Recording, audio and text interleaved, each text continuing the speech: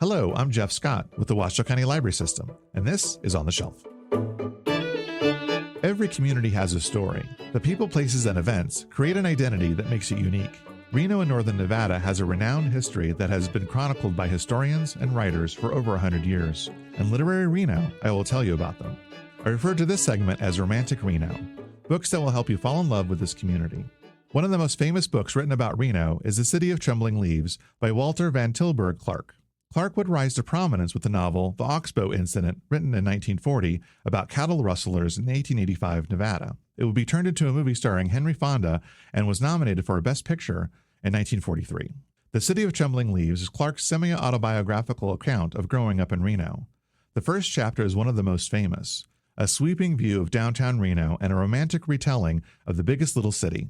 For local Renoites, you can also find landmarks that have been forgotten over time.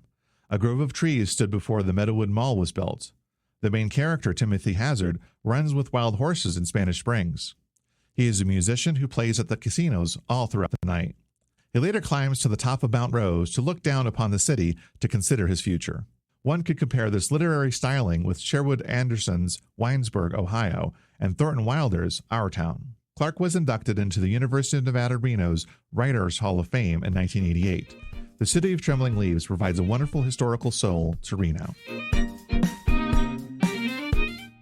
Sweet Promised Land by Robert Laxalt begins with a mountain lion creeping towards a flock of sheep.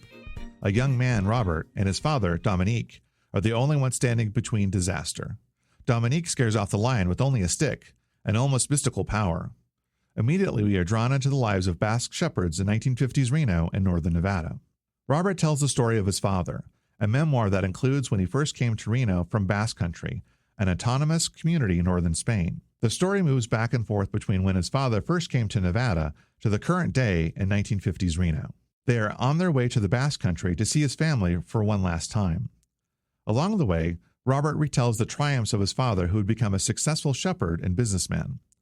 Dealing with mountain lions, rustlers, and other hardships, he would lose it all during the Great Depression in the most heartbreaking way. Sweet Promised Land would put Laxalt and the Reno community on the map. This is one of the essential literary Nevada reads. These are just a few titles of many in our Literary Reno series. Check out the What to Read tab in our library catalog for the complete list, and download books for free using the Libby app in your library card. Happy reading!